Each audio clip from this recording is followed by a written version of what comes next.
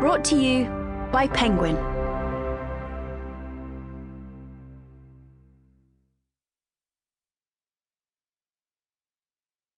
Everything is Tuberculosis. Written and read by John Green. This book is dedicated to Shreya Tripathi, Henry Ryder, and TB fighters everywhere. Introduction. Gregory and Stokes. Around the turn of the 19th century, the Scottish tinkerer and chemist James Watt began working on a new project.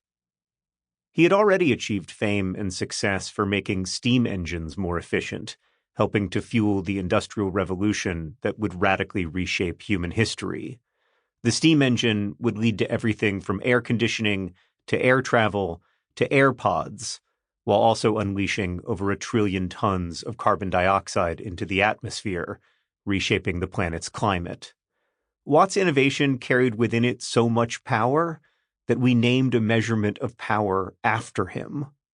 Watt also made other important contributions to the human collection of tools and knowledge, inventing a machine that could copy sculptures and developing new strategies for manufacturing chlorine to bleach textiles. But Watt hoped this new project would be his most important yet. He became obsessed with finding some kind of chemical solution to treat the lung disease known to physicians as phthisis. Watt's daughter Jessie had died of phthisis at the age of 15 in 1794, and now his son Gregory was ill with the disease, suffering from the classic symptoms of a persistent cough, night sweats, fever, and the physical wasting of the body that gave the disease its colloquial name, consumption. Gregory was in his early 20s, a skilled orator known for being phenomenally attractive. One friend described him as literally the most beautiful youth I ever saw. In a furious attempt to save Gregory, Watt helped invent a device that delivered nitrous oxide to the lungs, believing that shifting the amount of oxygen available to the body might help it heal. But the treatment proved unsuccessful. After many years of suffering, Gregory died of consumption in 1804 at the age of 27. By 1900, phthisis had come to be known by a new name, tuberculosis. My great-uncle Stokes Goodrich was born that year in rural Tennessee.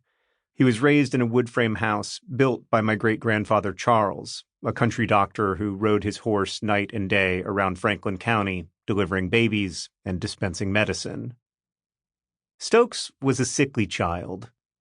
In those days, and in these ones too, I suppose, it was common to connect illness to some kind of deficiency, failure, or past mistake. A physician might conclude, as one German doctor did in the early 18th century, that a woman's life-threatening illness was brought on by a dog which barked loudly at her. For baby Stokes, being given coffee and sweets by a family friend was thought to be the inciting incident. Thereafter, Stokes developed the worst case of typhoid fever I ever saw recover, my great-grandfather later reported in a short memoir he wrote for our family. In 1918, when Stokes was 18, he again nearly died during the great influenza pandemic when he became ill while working at a munitions factory. He survived, and in 1920 went to work for Alabama Power and Light, laboring as a lineman. As the 1920s progressed, Stokes experienced frequent bouts of what he hoped might be bronchitis, but the stubborn cough would not go away, and eventually, after coughing up blood, he sought medical attention. Here is how my great-grandfather reported what happened next. Stokes went to see a fine doctor in Gadsden, Alabama, who x-rayed him and discovered tuberculosis in the apex of his right lung.